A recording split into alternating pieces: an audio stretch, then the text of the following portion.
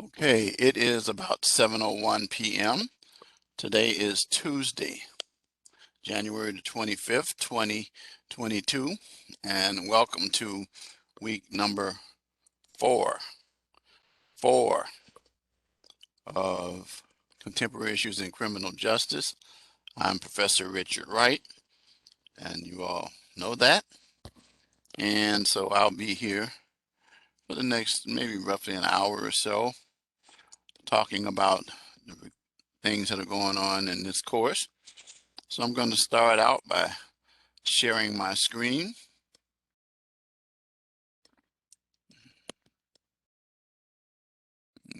Okay. And you can see that, you recognize that. So we're going to start over with the calendar. Let's look at the month view. And you see where we're quickly moving through the month. This is the last lecture of this month. And tonight, your initial posts are due. Then your reply posts are due Saturday. Then Sunday, your written assignment and live classroom lecture praise is due. And you can see starting next week, we are in February, which means this, that next week, we'll have a busier week. Next week, your lectures will be 2 days. This will be from week 5, and this will be for week 6, because the course ends a week from next Tuesday. So 2 weeks from today, this course will be over. All assignments must be in by the 8th at 11:59 p.m. Central Standard Time, no exceptions, unless arrangements have been made properly. If your assignment clocks in at any time after 11:59, it is officially the 9th, which means, sorry, it cannot be graded.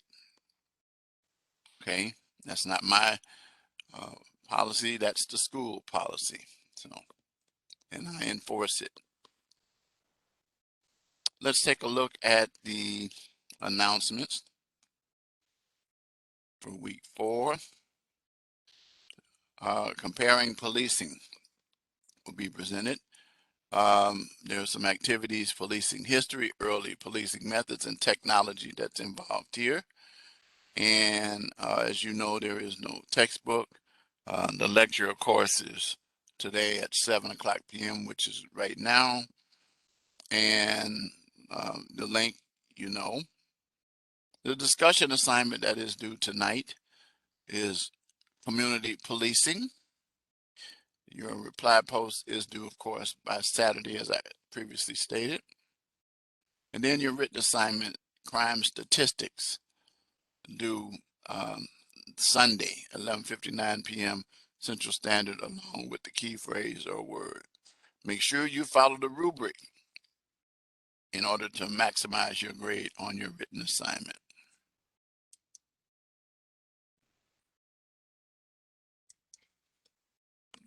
Okay.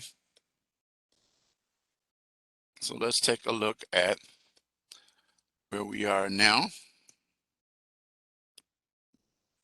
Comparing policing. So let's look at the written assignment first. Crime statistics. As you're going to do what these paragraphs say, and you're going to look at statistics in a police department in your area. Examine the statistics. Most departments have these available online. ComStat statistics can be found by going to the city's website. For example, Minneapolis, Minnesota, crime mapping, and then click crime map, and the map will show crime hotspots. So what that basically means are the areas where crime operates on a high level. So you're going to look at those statistics, and you're going to determine which crimes appear to be the biggest problem, as well as in the areas where they're located, what would you do? What strategies would you propose to deal with those hot spots? So in a 2-page, two, not 1.5, not 1 3/4, but 2-page paper, describe the city you researched, the statistics you observed, and the measures to lower those numbers.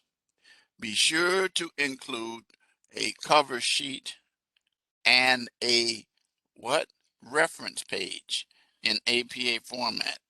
Now, that means that you should have citations in the body as well as references at the end. And here's some information that can help you. Make sure it's a Word document. Very important. And the rubric supports all of that. Clear and comprehensive. Guess what? The only way you're going to give clear and comprehensive is if you give citations in the body. Remember, citations or credible sources support the statements contained in the body of your papers. And it indicates academic integrity for you to give credit to the source that you utilize to get the information. So if you don't do that, you will end up all the way over here with an unclear description. Unclear, unclear, unclear. And you will lose those points. You do not want to do that. So pay close attention. Stay out of this column. Stay in this column. Clear and comprehensive. And like I said, one of the quickest ways is not to adequately cite your sources. I've seen information in papers that I already know that they came from a source, but you uh, you don't cite it. But you got to do it in APA format. You know about APA at this juncture. Okay, very, very, very important. And that's the written assignment for the week. Let's go to the discussion. The discussion deals with Salt Lake City Police Department, and in at least 250 words in your post, uh, compare and contrast the programs of the department. Describe the philosophy behind the programs. Explain if one department offers more than the other in regard to it. Okay. Read the posts of your peers and should be no less than 100 words, giving your philosophy on the opinion behind their choices as well. Okay, so your initial post is due tonight and your reply post is due on Saturday. Okay, I see some people have posted already, and I've actually posted a reply to one of them.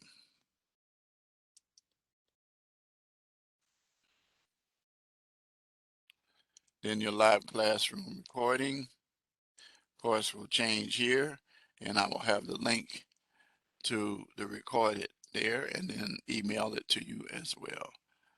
Your live classroom phrase goes here. You know how to do that. You put it in, get your points, submit it timely, and you'll get 5 points,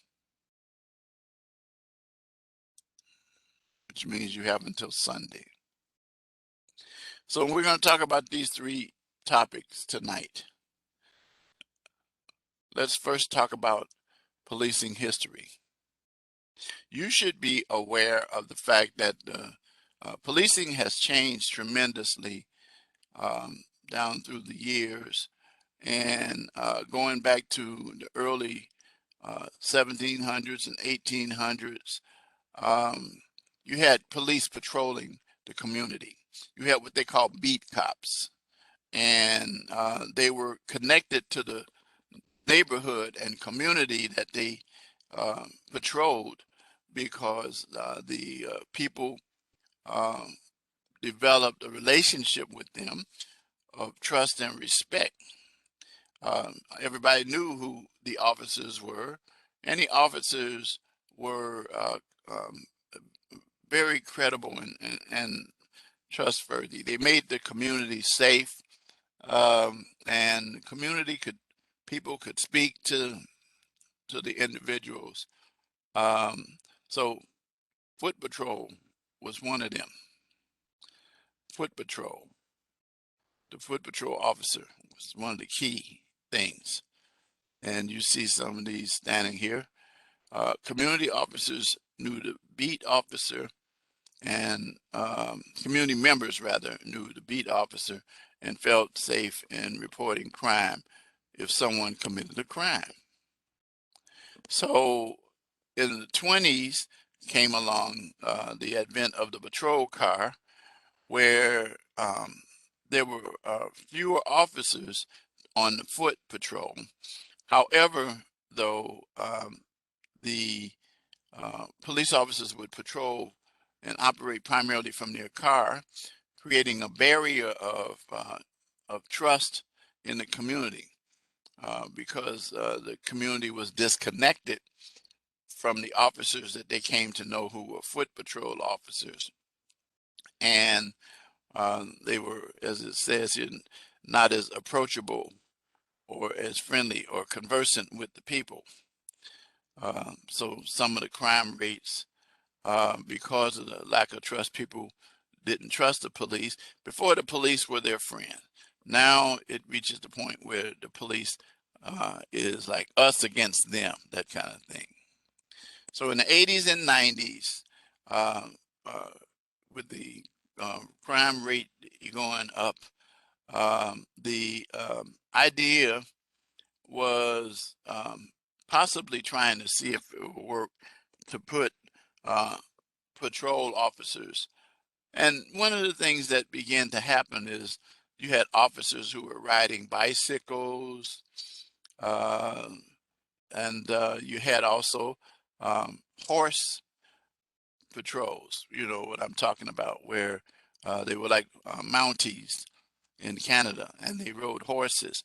But the bikes were the primary thing, where the police were outfits like Speedos. And the fact of the matter is that they start trying to develop more stronger relationships within the community and trying to regain the trust of the community. And then disorders such as mental illness, substance abuse, and homelessness came about as well. They started dealing with that. So going back to the first century, when Augustus Caesar, Roman emperor, in Rome, a group called the Vigiles were given the duty of patrolling Rome. So there was like a community patrol. Well, in England, Sir Robert Peel created what we came to know as the first police force that had existed pretty much in our modern times. And they didn't, matter of fact, one of the things that you should know is that those early officers at that time, they didn't have guns in this London Metropolitan Police. And they wanted to try to establish a relationship with citizens to gain their trust and to enforce the law unbiased. During the 18th century, riots, crime, and public drunkenness came, and there was a shift. The policing was controlled on a political level, and there was what we call training. 1904, August Vollmer. There's a street in, a lot of people don't know this, in Matson, Illinois.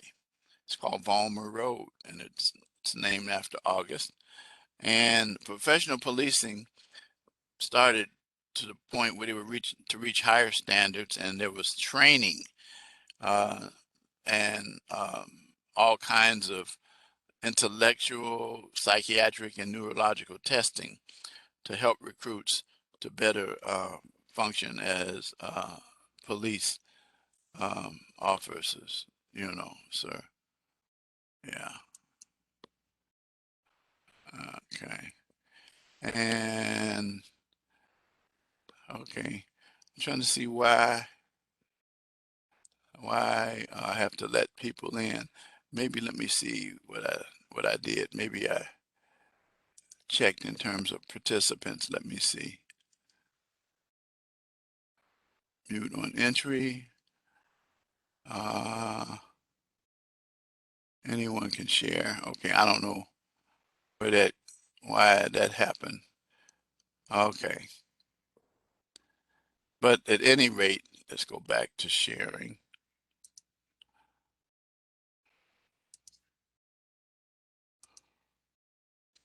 So the point of the matter is that excuse me, the policing began to evolve in the 60s, 70s because of the social issues of protests, racial inequality, riots, campus disorder. The Vietnam War came about, and I saw many battles between the police. One of the worst battles I ever saw took place with the police and citizens was in Grant Park. Grant Park is a park downtown that was actually across the street at that time from my alma mater, my undergrad, Roosevelt University. And it was right there at the lakefront where that took place. But and it was massive protests. I mean, there were batons. Mayor Richard Daley, the first Richard Daley was the mayor and ordered the police to attack, and they literally beat those people with billy clubs. In the 80s and 90s, um, um, terrorism came in, dealing with the World Trade Center. You know about that. Uh, in 1993, the federal building in Oklahoma, and then finally in September, September the 11th in 2001, uh, the World Trade Center came down. So, and I'm not talking about the 1993 when I'm talking about it first, but the 911 that came about.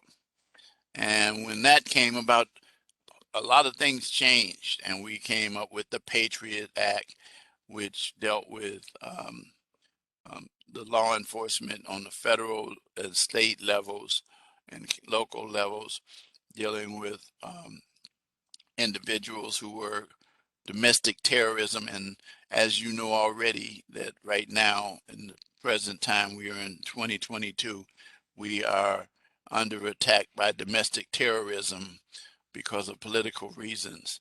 And I'm not talking about Russia or any of these foreign countries, China or North Korea. We're talking about residents of this country attacking people because of their political beliefs, because people are walking around wearing masks, because people are advocating the shot, anti-vaxxers are doing crazy things. I just recently was listening to the news talking about some flyers that were circulated in, I believe, Wisconsin. Um, where else was it? Wisconsin, Miami, Florida, and some other parts of this country dealing with anti-Semitism against Jews, saying Jews are connected to allowing the coronavirus uh, to exist with the Omicron. That's just stupid. So but unfortunately, there are people now You saw what happened at the uh, the synagogue a week or so ago. Um, there was Tree of Life, another Jewish synagogue where something happened years ago, and then a few years ago there was an attack in a black church in Charleston, I believe it was North Carolina. And so we got all kinds of issues that are taking place with domestic terrorism. And domestic terrorism is also tied to September, not September 11th, but January 6th, this past year, to 2021, with the attack on the Capitol. And so it's really, it's literally attempts to overthrow the government. I mean, that's just the way you're supposed to uh, change the government is by voting. But even now, there's some movements to make it difficult for some people to exercise that constitutional right to approach. Not getting off the policing aspects of it, but the fact of the matter is that law enforcement is is there to deal with these issues. As it says, it's proactive and no longer just simply to enforce the law.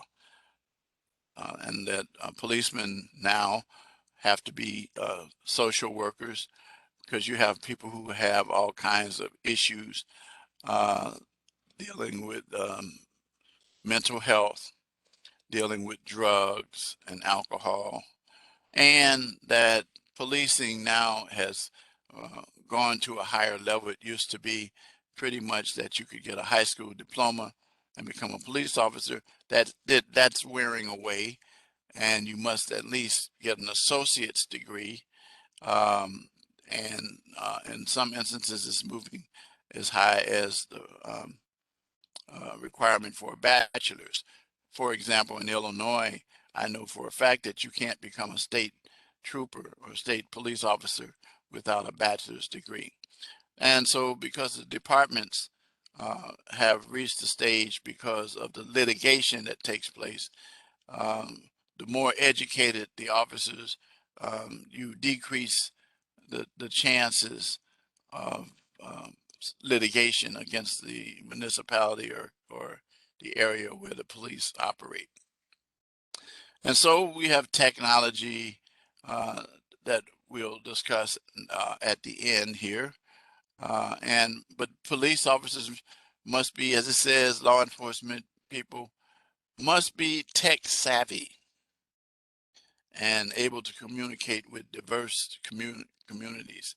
Sounds like digital fluency and diversity that we talk about as two of our transferable skills um, here at this school that should be part of the repertoire of any police officer.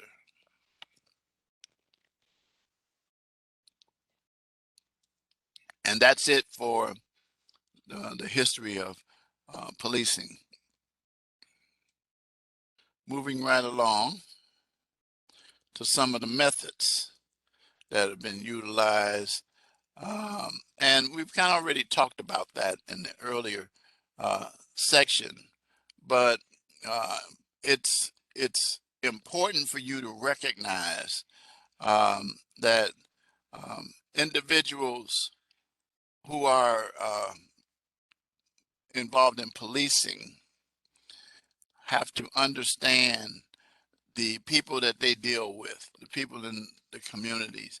And since many of our communities are melting pots, then you have to be able to relate to individuals from various ethnic backgrounds, various sexual preferences and beliefs, and things of that nature. And so we also now have started to develop what we call community policing. There are generally officers who are hired to be what we call CSOs, community service officers. I have a student of mine who actually his brother is in his class, who is um, in the process of becoming a community service officer for a community in the Chicago area. And community service officers, they work to resolve issues that not so much have to do with serious crime, but to operate as a bridge with the law enforcement to try to develop some kind of uh, connection with the community. Okay. So moving right along in the 20s and the 30s, uh, we had the prohibition period, when there was no alcohol was illegal. And so police, uh, in the roaring 20s, 30s, when groups like Al Capone existed and Dillinger and Babyface Nelson, some of those gangsters, and then comes along the FBI, which J. Edgar Hoover started. Um, and I am not a fan of J. Edgar Hoover because he was a racist and a sexist. How do I know that? Because of the fact that when I was in high school, I applied to the FBI. My plan was to become an FBI agent and then study law and become a lawyer. However, J. Edgar Hoover threw a monkey wrench in that plan. I still made it, but not through the FBI, because when I applied, uh, I found out that I was rejected only because of the color of my skin. And at that time, J. Edgar Hoover was personally looking at the applications and was summarily dismissing women and other minorities, but especially African Americans. And so it was a problem. It was a problem. But the FBI became a strong agency despite him, and began to uh, keep up with statistics and what we call now known as the UCR, or the Uniform Crime Report, so that we know uh, statistically what crime is going on in what communities.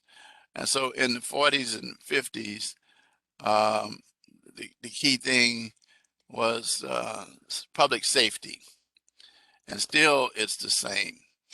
But policing was uh, uh, dealing with life issues such as public drunkenness and theft. Policing was mostly reactive because the police were usually visible on, as I said, talked about earlier, some foot patrol, and the residents came to know him. Of course, in the 60s, that began to change because of the tenor of what was happening with civil rights issues and protesters. It is interesting as I look at this picture of this young man, police officer. Now, you noticed that he's using a computer. They use computers now, and computers. That's why you have to be tech savvy to be a police officer. But what's interesting about this picture is that, and I'm being honest about it, is that I'm 71. When I came up as a kid, we hardly ever saw a police officer who was black and or Hispanic, but primarily in my community, black. It was patrolled by, mostly in our city, Chicago, the Irish, the Italians, uh, the Polish, and other um, ethnic groups, but not African Americans. And so the key thing was to try to come up with people who could relate to the people in the community and look like the people in the community. Not that if you were of another ethnic group or race that you could not be a good police officer in the community.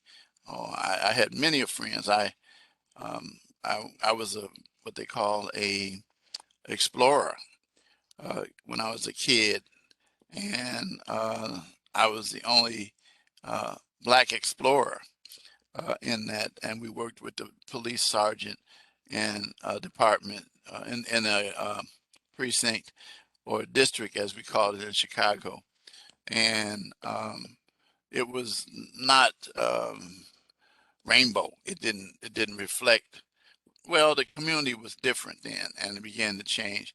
But the truth of the matter is that when it reached the stage where people start dealing with the issues of affirmative action, which is under attack again, dealing with issues which allow requested that more people be hired to work in the areas in the communities so that there be a balance of people, at least a fair proportion of people from various races, uh, and then coming up with more females. Uh, there was a period of time when the restrictions for height and weight, but height and weight and build um, eliminated many Mexican Americans from becoming police officers and women as well. But now we are moving beyond that. And again, thank God we are getting diverse in our law enforcement. We should operate in law enforcement the same way as the world is. The world is diverse, so should the agency be as well. And so, as it says here, police officers have to be able to digitally be fluent on computers and deal with cyber crime. That's a whole new wave where you don't need a gun for if you're a cyber uh, crime police officer. You just need a good computer, understand information technology and the systems for computer programs, and be able to um, fight off hackers and individuals who want to take control of people's computers, people who want to um, take the personal information, bank account information, and things like that, and identity theft. Uh, so police officers also now, as I was saying earlier, are becoming more educated and dealing with issues as social workers like homelessness, addictions. Mental disorder is a big thing. This is something that police now are undergoing special training for, because you will be surprised at the number of incidents when guns are fired where the police officers um, don't understand the mental conditions of an individual, and it can result in civil litigation, but more importantly, in wrongful um, uh, deaths and lawsuits take place. And then you have to be of the right state of mind and be able to uh, have your mind straight to be a police officer. And modern police officers said are expected to perform a lot of different areas. And then there's some issues always with police about the amount of money and other things. Right now, one of the issues that is taking place in some departments is the coronavirus and the vaxxer versus the anti-vaxxer and those kinds of things. But the key thing is that if you're going to be a law enforcement person, you're probably going to want to study a lot of uh, history, sociology, psychology is a big part. And you're going to, of course, study the effects of crime based on the course I teach, J250, drugs and crime, and courses like that. So very important. So we come to the point where we have breathalyzers and radar to deal with speeders, cameras, some of which are, I have a little issue with how they're used, but uh, uh, the, the GPS locators, which can determine how far away the shots are fired and those kind of things. And then now the cameras are everywhere, from everybody's got a phone these days. And on every phone that I know of today, you have a camera. You have a phone like this. This is an Android. And you have the little camera right here that can take pictures and videos. And as you know, those are very valuable in terms of law enforcement. And they can also determine whether police are involved in excessive force, a la the George Floyd, Derek Chauvin case. And so it is important that we conclude this section, that what we want to do is we want to have a positive rapport with the community. That's what we've been talking about earlier. Cooperation and trust of residents, so that crimes are often solved by individuals. See something, say something type situation. And people are often afraid. So people are allowed to anonymously provide tips, and they have tip lines and things of that nature. So, so policing today is a combination of technology, sociology, and other forms of education that are utilized. And then, of course, you get your training that each department has in terms of the policies. Okay. So you want to be a police officer, be prepared to deal with that. And then we conclude tonight by talking about something we've already talked about. And you see this officer again, all smiley and everything. He's got his computer there, and they can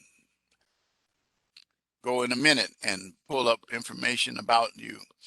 And as I said earlier, GPSs, there is technology to locate missing persons, such as you're very familiar with the Amber Alerts, when a person is snatched, primarily a kid.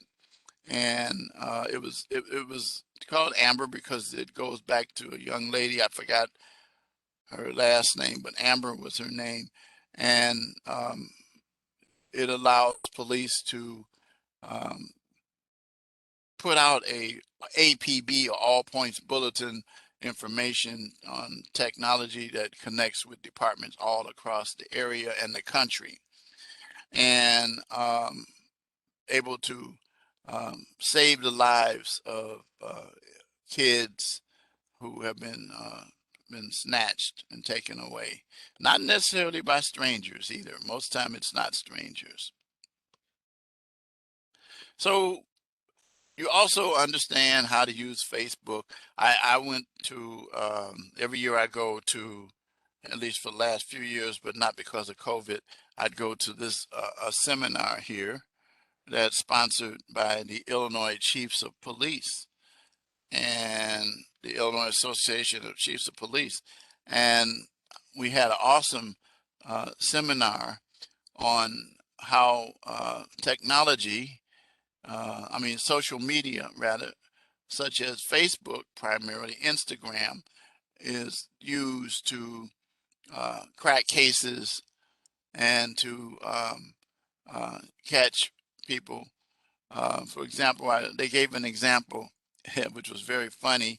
Um, and the session was in Tinley Park, Illinois, and the company that was doing it talked about one department in Aurora, Illinois, that is close to our area here. They're not Aurora, Colorado, but Aurora, Illinois, and there was a lady who was selling drugs, and they tracked it down using um, Facebook and uh, a system of how to use social media and use the location, as you know, which is given on most phones, and people will put on their computers to be able to know what they're looking for, but it also gives law enforcement the ability to locate you as well.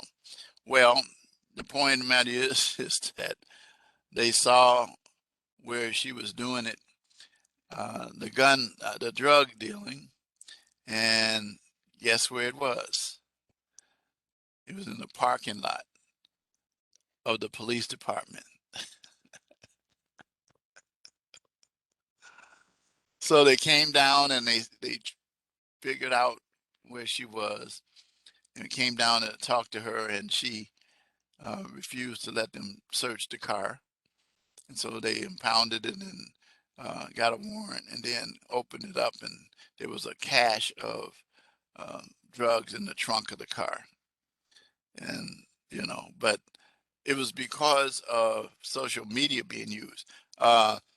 Excuse me, we had examples of individuals that do stupid stuff, such as gun runners or gangs selling drugs and guns on Facebook with their location open. And so technology is utilized and social media. Okay. So we get to the point that we start talking about hotspots through ComStat, which you're going to be doing your um, assignment on this week. Police officers to know where the crime problems are, the crime spots, and enhance the number of law enforcement people that are working in that area. And so it allows information to be passed out really quickly, like what I was talking about earlier with the Aurora situation and catching gun runners and people like that, using social media. Uh, and so it's able to be utilized as a powerful tool in operating in policing. So technology is good, but it's just like anything else. Police have to be very careful about not invading the privacy of individuals. Um, talks about the fact that now police officers have body cameras and there are cameras on the dashes. I share with law enforcement that it is important, I think, to be able to be on camera. The only people who really don't want to be on camera, in my experience, are people who are not doing things the way they're supposed to, not following the processes and rules, maybe even violating somebody's rights and things of that nature. As you already know, the thing that turned the George Floyd case was that citizen video that was taken. Otherwise, George Floyd's case would have been just like any other case. The way that they had decided it was before that video came out. And so uh, I think that uh, there should not be laws passed, excuse me, to stop citizens in public places from recording the activities of police officers. It just, I mean, it's like, what are you hiding from the public? Those kinds of things. And so uh, So cameras, I think, enhance community policing with the residents, uh, and some say that neglecting the other social ills that need to be addressed. But again, the camera speaks a whole lot about what the person does. Police officers have been caught doing good things and doing the right thing as well. And so you have cameras everywhere. And so whenever something happens, you go back and you look at the cameras. And anytime a shooting takes place, even uh, one of the first things that the public wants to see, or the organization that's doing an investigation on whether or not the police officer did their job according to the law, is to look at the video and look at the camera again. So it doesn't interfere with police work. I don't see how.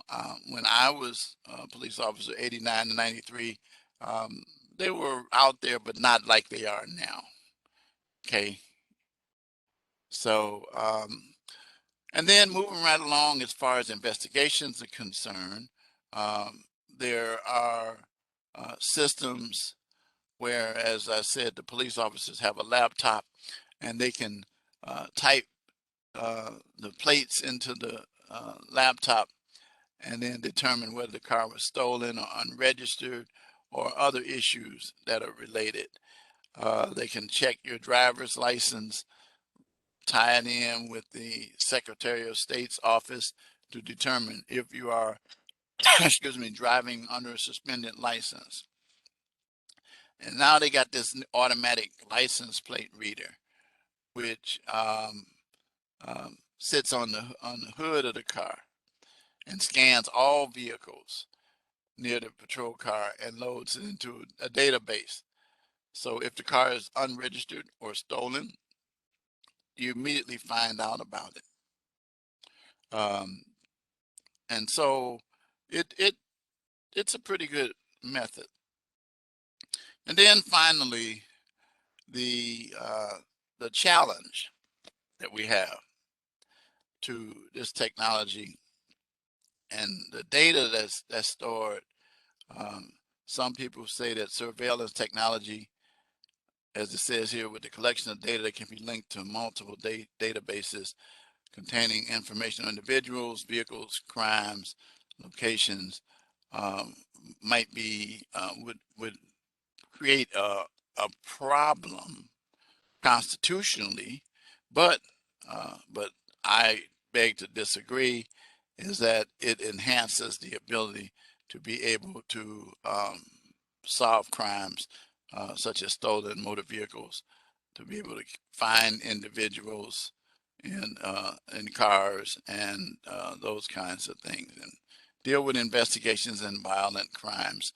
I'm a fan of those kind of things. I know that one of the technological issues that was very important in crime period and was DNA.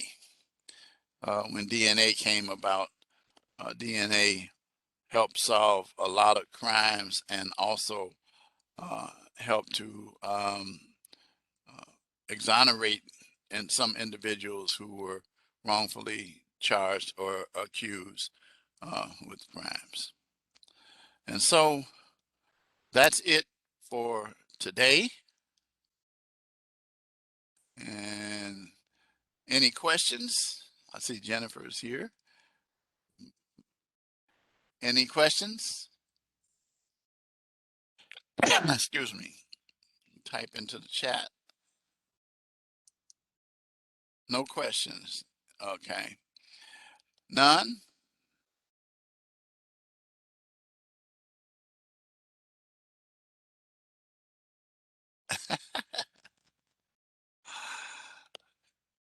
Any suggestions? I already know one I'm going to use.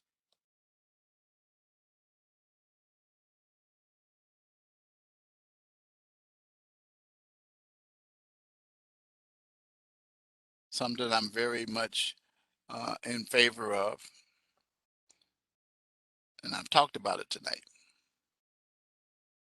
Any ideas?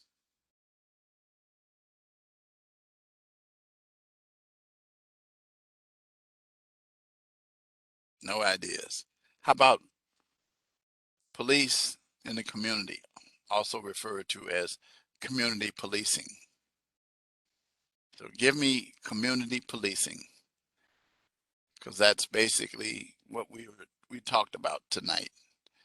Um, Utilizing technology and uh, increased education, scientific data, and things like that, and then also um, bringing back to the community uh, something that's critical in law enforcement. That is a trust relationship between the community and those individuals who are operating in that field. So community policing is what I want you to give me. You get your points. All right, so I'm going to say good night at this time. Next week, be aware that next Tuesday we will have week 5 lecture, and then that following Thursday we will have week 6, because the course will end exactly 2 weeks from tonight. The course ends. So, all right. So, thank you for coming out, Jennifer. I appreciate it, and I will look to see you next week. So by the time we come together next week, we'll know who is going to the Super Bowl and who's not going to the Super Bowl. So I got my team.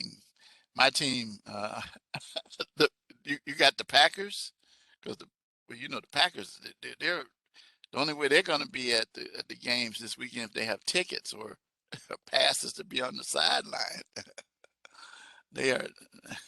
Oh, okay, that's right. Because you're a Bear fan, right? Aren't you, Jennifer?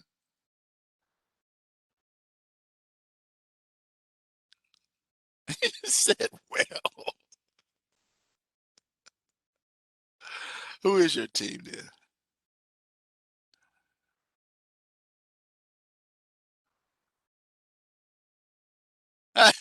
He raised you to be a Packer fan.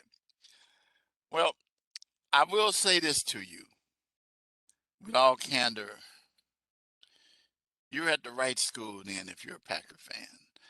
Not because Rasmussen originated in Wisconsin, because it actually originated in Minnesota, and the colors should be purple and gold. However, they're instead the exact colors of the Packers. So you're in Wisconsin. Are you in Wisconsin, Jennifer? Oh, you're in Illinois. I thought you were. Yeah, I thought you were. Rockford. Yeah. Well, you're, as they say, you can sneeze and you're in and you're in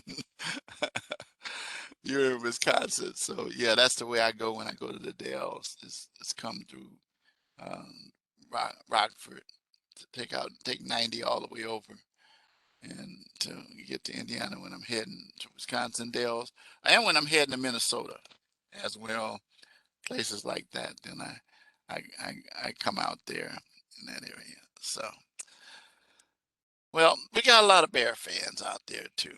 So, but there's a fair amount of Packer fans out there because it's so close to Packer land. They don't allow me to go to the Green Bay campus of Rasmussen because of the fact that if they do, I'll have something like this on me. Or either I'll have me or have a mug like that, something along those lines. Okay, all right. Well, anyway, well, Aaron is gone home. I think Aaron says he might leave. and go somewhere else. Would it be funny if he goes like Brett Favre? I don't know if you remember. You remember Brett Favre? Favre, as they say. He ended up going to the Vikings and quarterbacking. So he just went up north a little bit there and pitched and was a quarterback for them. So, but one of my favorite Packer guys was Reggie White. I loved the Minister of Defense. You remember him? You remember Reggie White? Yeah, he was classic. He was. Um, I never had a chance to meet him, but I would always miss him because I knew he see originally, he played for the Eagles, and then he finished his career, and it was shortened because he was ill. But there's a powerful movie that he does. It's called Reggie's Song or Reggie something. It's a movie that I think he plays a coach in or something. But I always liked him. Plus, he also he and I had in common that he's also or was an ordained minister, and he was actually a minister under someone I knew. That's how I in Philadelphia, who ordained him. But yeah, he was pretty outspoken though up there in Wisconsin though. But yeah, he was truly one of the greats. So I think they got his number up there, I think, in the stadium. I think it is.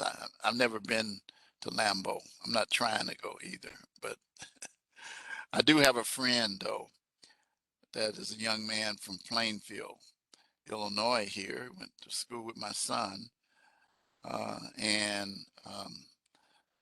Tyler Lancaster. And Tyler went to Northwestern, and he played football under Coach Fitz, and I met his mother. It's funny at the bank because I saw her license plates that said Northwestern. And so when Tyler was getting ready to um, begin to play football, he ended up being picked up by the Packers. And uh, he said to me, he asked me, he invited me to wear a Packer hat, which I told him I could not do that. We were at Buffalo Wild Wings. Here it is right here. Here is here's the there's a picture. Whoops. See how those things do with there he is. As us keeps running. See how Packer stuff does on my phone. Yeah, he was a that's him with his Packer hat. I'm smiling with him, but I refuse to wear a Packer hat. So anyway, yep, yeah, I think his number from 95. I think that's his number, 94 or 95, one of those two. All right, Jennifer, good night. We'll see you next week. Stay safe. And again, thanks for coming out. Good night.